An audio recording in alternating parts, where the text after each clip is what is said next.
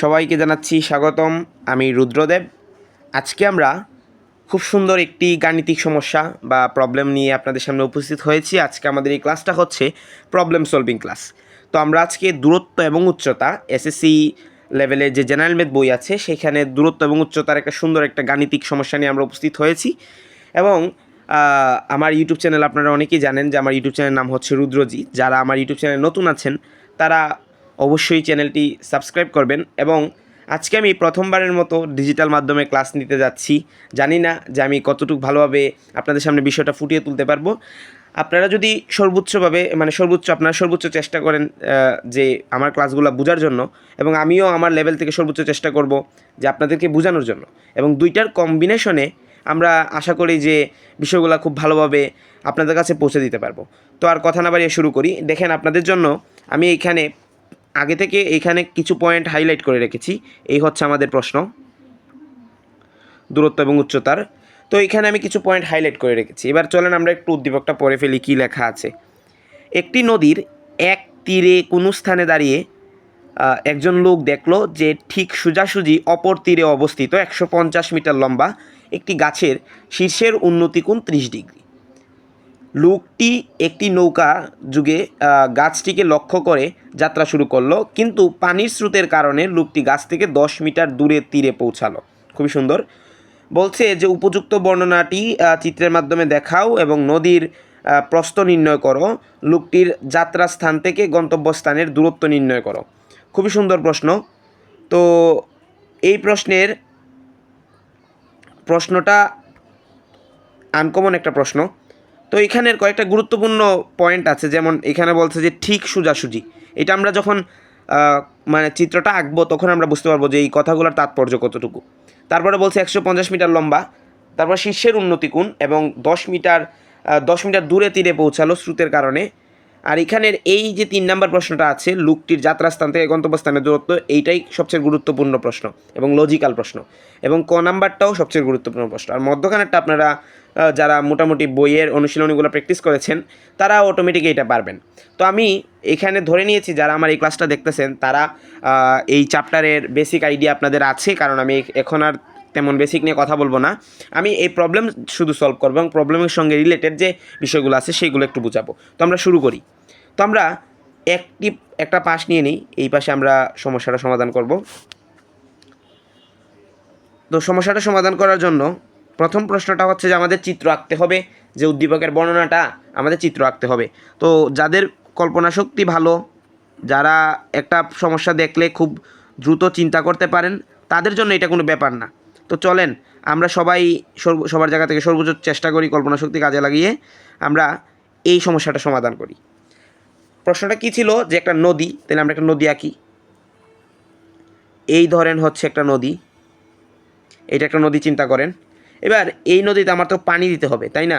আচ্ছা, তার আগে আমি বলি, তো বলেন তো নদীর পার কোনটা? নদীর পার হচ্ছে এই অংশটুকু হচ্ছে নদীর পার, আর এইটা হচ্ছে নদীর আরেক পার। এইটা হচ্ছে এক পার, এইটা হচ্ছে আরেক পার। এখন অনেকে এইরকম ভাবে যে তাইলে এই জায়গাটা কি নদীর পার হবে না? এইটা কি নদীর পার হবে না? না ভাই, এটা কেমন নদীর পার হইব? কারণ এইদিকে তো আপনার মিলনস্থলটা আপনি খুঁজে পাচ্ছেন না, অনেক দূরে গিয়ে মিলিত হইতেছে। তো আসলে এইদিকে সঠিক পার হিসেবে আমরা ইন জেনারেল যে জিনিসটা বুঝি সেটা হচ্ছে এই অঞ্চলটা এবং এই অঞ্চলটা আমরা পার হিসেবে বুঝে থাকি, তাই না? এখন আমরা পার বুঝলাম, এখন আমরা বুঝি তো নদীর স্রোতটা কোন দিকে। দেখেন, অনেকে বলে যে নদীর স্রোত মনে হয় এই দিকে অথবা এই দিকে। এইটাকে আপনি যদি ডান দিক চিন্তা করেন, আর এটাকে যদি আপনি আপনার বাম দিক চিন্তা করেন, আমি আর লিখতেছি না।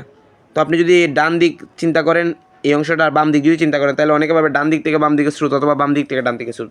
কিন্তু দেখেন তো, স্রোত কি এই পার থেকে এই যে পারটা, এই পার থেকে এই পারে স্রোত বলতে কি আমরা বুঝে থাকি? না, আমরা আসলে স্রোত বলতে বুঝে থাকি যে আমাদের স্রোতটা হচ্ছে এই রকম, এই যে এই রকম হচ্ছে আমাদের স্রোত। আমরা আসলে স্রোত বলতে সাধারণ দৃষ্টিকোণ থেকে এইভাবে স্রোতটা বুঝে থাকি, অর্থাৎ উপর থেকে নিচের দিকে, এই চিত্রের ক্ষেত্রে উপর থেকে নিচের দিকে যে ঢেউটা আছে সেটাকে আমরা বলে থাকি হচ্ছে স্রোত হিসাবে। তাহলে আমি এবার একটু লিখে ফেলি যে আমার এই অংশটা হচ্ছে স্রোত, আমি একটু ইন্ডিকেট করে ফেলি আপনাদের জন্য বোঝার জন্য। আমি ধইরা নিলাম আমার স্রোতের দিক হচ্ছে এই দিকটা। এবার তো বুঝছি। এবার এই নদীর পাশে এই যে আমি স্রোত দিলাম, এবার তো একটা গাছ আঁকতে হবে, কারণ আমার প্রশ্নে গাছের কথা উল্লেখ আছে। তাহলে একটা গাছ আঁকি আমরা, এই ধরনের একটা গাছ সবুজ কালার দিয়ে দেখাইলাম।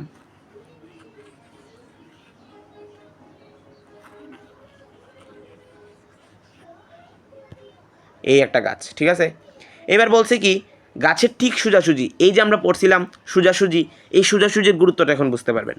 তো গাছের ঠিক সোজাসুজি মানে এই যে আমি যে এখানে যে মানে দাগ দিয়েছি সেই অঞ্চলটা বোঝাচ্ছে একদম ঠিক সোজাসুজি। এবার অনেকে যদি এরকমভাবে যে আমার নৌকাটা এইখানে এই জায়গাটাতে আমার নৌকা আছে এবং এইভাবে হচ্ছে গাছের দূরত্ব, এইটা হইলে কিন্তু হইব না, কারণ আমার বলছে গাছের ঠিক সোজাসুজি। তাহলে এই জায়গাটা হচ্ছে আমার ঠিক সোজাসুজি অঞ্চল। এবার আমি এখানে একটা নৌকা আঁকি, আমার তো নৌকার কথা বলছে।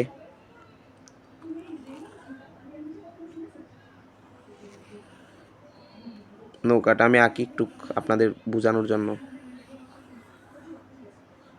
সাম্পান নৌকা আঁকলাম। চিন্তা করে ফেলেন এটা একটা নৌকা, ঠিক আছে, জানি না কতটুকু সুন্দর হয়েছে। এই যে এইটা হচ্ছে আমাদের একটা নৌকা, মনে করেন এই জায়গাটাতে ছিল, এখনও নদীতে যায় নাই, ঠিক আছে। তো নৌকা, এবার কি হইল যে আমার নৌকার উদ্দেশ্য কি এই গাছের কাছে যাওয়া, অর্থাৎ অপর তীরে যাওয়া। তো আমার নৌকাটা কি হইল গেল, ঠিক আছে, নৌকাটা এইভাবে যাচ্ছে, এই যে যাচ্ছে, কিন্তু নৌকাটা এইভাবে যাইতে পারতো, সোজা যাইতে পারতো যদি সেটা স্থির হইতো, বা আমার তরলটা যদি স্থির হইতো, বা নদীর যদি কোনো স্রোত না থাকতো। তো আমরা তো বলছে যে নদীর একটা স্রোত আছে, তার মানে নৌকাটা যতই সামনের দিকে যাইতে যাবো তার একটু স্রোতে পিছাইয়া এই জায়গাতে নিয়ে আসবো। তো সে অপর তীরে ঠিকই পৌঁছাবে, এই যে অপর তীরে ঠিকই পৌঁছাবে, কিন্তু তার যে এই গাছের কাছে যে পৌঁছানোর কথা সে এইখানে না পৌঁছাইয়া সে পৌঁছাবে হচ্ছে এই একটু দূরে গিয়া এই জায়গাটাতে পৌঁছাবে, বুঝতে পারছেন।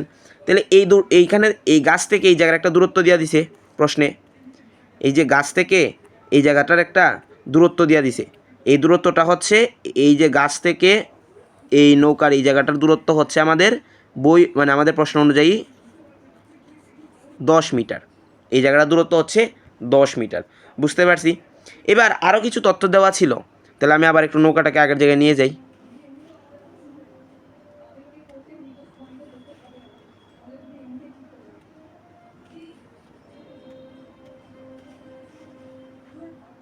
নৌকাটাকে একটু আগের জায়গায় নিয়ে যাই, এখন নৌকাটাকে নিতে পারতেছি না কেন, আচ্ছা থাক, এইখানেই থাক। তো দেখেন আমার নৌকাটা শুরুর দিকে কোথায় ছিল, নৌকাটা শুরুর দিকে ছিল হচ্ছে এই অঞ্চলে, এই অঞ্চলে ছিল হচ্ছে নৌকাটা শুরুর দিকে। এবার কি বলছে যে গাছের শীর্ষের উন্নতি কোণ, গাছের শীর্ষ কোনটা, এই যে এইটা হচ্ছে গাছের শীর্ষ, আমি চিন্তা করতেছি। তাহলে উন্নতি কোণ মানে কি, এই গাছের শীর্ষ পর্যন্ত আমার এই জায়গা থেকে এই হচ্ছে আমার গাছের শীর্ষের এই যে কোণটা থিটা, এইটা হচ্ছে উন্নতি কোণ। তাহলে এবার থিটার মান তো দেওয়া আছে আমার প্রশ্নে, তাহলে আমি এখানে একটু লিখে ফেলি, একটু ছোটো করার জন্য আমি একটু জুম করলাম, সেটা হচ্ছে 30 ডিগ্রি। 30 ডিগ্রি গাছের শীর্ষের উন্নতি কোণ আমার প্রশ্নে দেওয়া ছিল 30 ডিগ্রি। আরও একটা ইনফরমেশন দেওয়া আছে যে এই গাছের উচ্চতা, এই যে গাছের উচ্চতা সেই এইচের মানটা হচ্ছে 150 মিটার। এবার চলেন আমরা একটা বেসিক জেনে নিই, একটা বেসিক তত্ত্ব জানা প্রয়োজন, সেটা হচ্ছে যে উন্নতি কোণ এবং অবনতি কোণ। আমি ছোটো করে একটু বলে ফেলি আপনাদের জন্য, যারা এটা সম্পর্কে জানেন না তারা বুঝে ফেলবেন। অ্যাঙ্গেল অফ, একটা হচ্ছে অ্যাঙ্গেল অফ ইলিভেশন, যেটা আমরা বলি হচ্ছে উন্নতি কোণ, আরেকটা হচ্ছে angle of depression, angle of depression, angle of depression. তাহলে একটা হচ্ছে গাছের উন্নতি কোণ, আরেকটা হচ্ছে অবনতি কোণ। তাহলে আরেকটা ইংরেজিতে বলা হচ্ছে অ্যাঙ্গেল অফ ডিপ্রেশন, ডিপ্রেশন। তাহলে আমি এখানে একটু ইংরেজিতে লিখলাম, এই এলিভেশন যেটা এটার বলা হচ্ছে উন্নতি কোণ, আর ডিপ্রেশন যেটা এই অংশটার বলা হচ্ছে অবনতি কোণ। আমরা বুঝতে পারছি। এবার চলেন আমরা এটা দেখি যে কোনটা উন্নতি কোণ আর কোনটা অবনতি কোণ।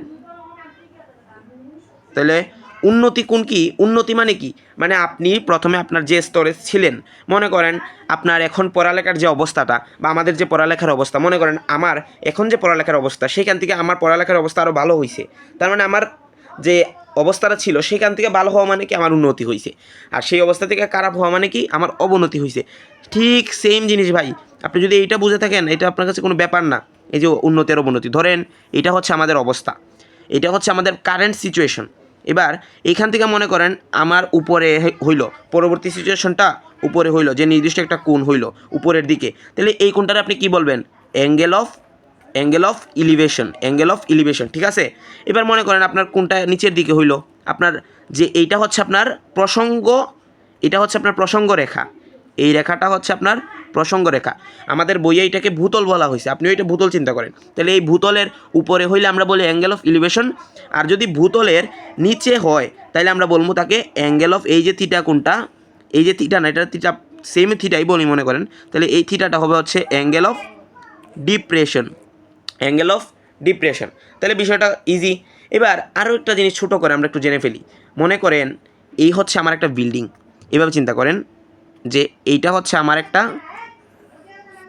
বিল্ডিং, এই বিল্ডিংয়ের এইটা মনে করেন হচ্ছে তার ছাদের বিন্দু। তো আমার অনেক সময় প্রশ্নে বলা থাকে যে ভূমির যে কোনো একটা বিন্দু দিয়া বলে, যেমন মনে করেন ভূমির এই বিন্দু থেকে, ভূমির এই বিন্দু থেকে ছাদের শীর্ষের উন্নতি কোণ এক্স বা থিটা। তাহলে ছাদের শীর্ষ কোণটা এইটা, উন্নতি কোণ মানে কি? আমি এইখানে ছিলাম, আমি এই জায়গাটাতে ছিলাম, এই জায়গা থেকে আমি উপরে চাইছি, একদম ছাদে চাইছি, তাহলে ছাওয়ার মানে আমার ছাদের দিকে যখন আমি মানে চাইছি, তখন আমার এখানে যে ভূতলের সাথে যে কোণটা উৎপন্ন হয়েছে সেই থিটা কোণটা হচ্ছে আমার অ্যাঙ্গেল অফ ইলিভেশন। এবং এই অ্যাঙ্গেল অফ ইলিভেশনটা কি? এটা হচ্ছে আমার এই যে ছাদের শীর্ষের উন্নতি কোণ, এই যে বিন্দুটা যেটা আমি এখন আঁকতেছি, যেটা একটু বোল্ড করতেছি, এইটার উন্নতি কোণ, বুঝতে পারছেন? তাহলে এবার যদি আমি আপনাকে বলি যে আমার এই বিন্দুটার অবনতি কোণ, তার মানে আপনি কি বুঝবেন? যে এই বিন্দু আমার এই ভূতলের এখান থেকে আমি এই বিন্দুতে চাওয়ানির ফলে আমার এখানে যে কোণটা উৎপন্ন হয়েছে সেটা হচ্ছে আমার অবনতি কোণ, বুঝতে পারছেন? এই কনসেপ্টটা তো আমরা বুঝতে পারছি। তাহলে এইটারে আমি আর কথা বাড়াই না, এই জায়গাটারে আমি একটু ছোটো করে একটি পাশে রেখে দিই, এই পাশে রেখে দিলাম। এবার আমাদের মূল আলোচনায় আসি। তাহলে আমরা এখন বুঝছি যে এই জায়গাটা বুঝছি, আরও একটা জিনিস আঁকতে হবে। তাহলে আমার দেখেন তো, যদি ঢেউ না থাকতো তাইলে আমার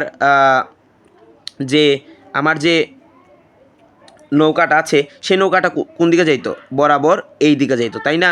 যদি ঢেউ না থাকতো, ঢেউ থাকার কারণে কি হয়েছে? তার যাত্রা হয়েছে বা তার দিক পাল্টাইয়া সে এই দিকে আইছে, এই যে এই দিকে আইছে, বুঝতে পারছি? তাইলে এইখান থেকে আমার সবগুলো ইনফরমেশন দেওয়া আছে। এবার আমরা আসি 2 নাম্বার প্রশ্নে। খুবই সোজা একদম, জাস্ট যে এই প্রথম চিত্রটা ভালোভাবে বুঝতে পারছে, ফিল করতে পারছে, একটু কল্পনা শক্তি কাজে লাগায় বুঝতে পারছে, তার কাছে এখন যে বাকি প্রশ্নগুলো আছে সেইটা সমাধান করা কোনো ব্যাপার না। তাহলে আমরা আসি দ্বিতীয় প্রশ্ন কি বলছে? দ্বিতীয় প্রশ্ন বলছে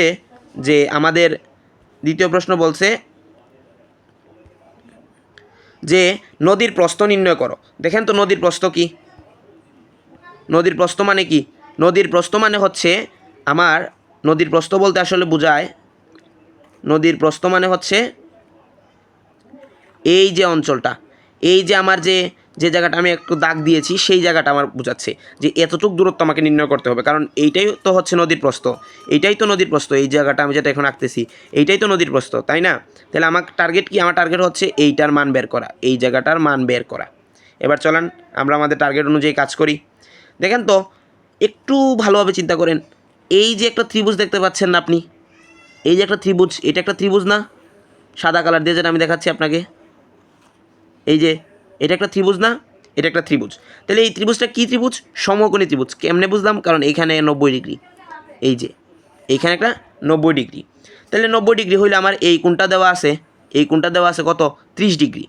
30 ডিগ্রি একটা কোণ দেওয়া আছে। এবং দেখেন তো এই কোণের সাথে যে বাহুটা আছে, এই কোণের সাথে যে সংযুক্ত যে বাহুটা আছে, এই যে বাহুটা, যেটা আমি এখন আরেকটু বোল্ড করে দেখাচ্ছি, সেইটা কি? সেইটা হচ্ছে আমাদের ভূমি।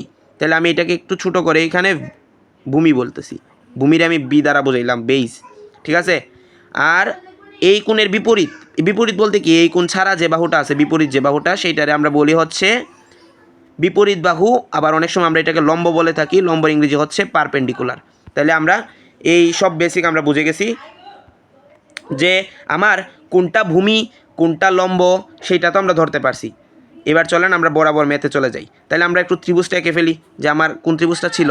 আমার ত্রিভুজ ছিল হচ্ছে এই রকম, এই হচ্ছে ত্রিভুজের লম্ব, এই হচ্ছে তার ভূমি, এই হচ্ছে তার অতিভুজ, এই হচ্ছে তার 30 ডিগ্রি অ্যাঙ্গেল, এবং এইখানে আমার এই যে উচ্চতা সেটার মান দেওয়া ছিল সেটা হচ্ছে 150 মিটার, এবং এইখানের মানটা আমাকে নির্ণয় করতে হবে। এই যে বাহুটা, এই বাহুটা, এই যে দুইটা বিন্দু দিছি, এই বাহুটা আমাকে নির্ণয় করতে হবে। তার মানে আমার টার্গেট হচ্ছে এই যে গাঢ় সাদা অংশটা আছে সেই জায়গার মানটা আমার নির্ণয় করা।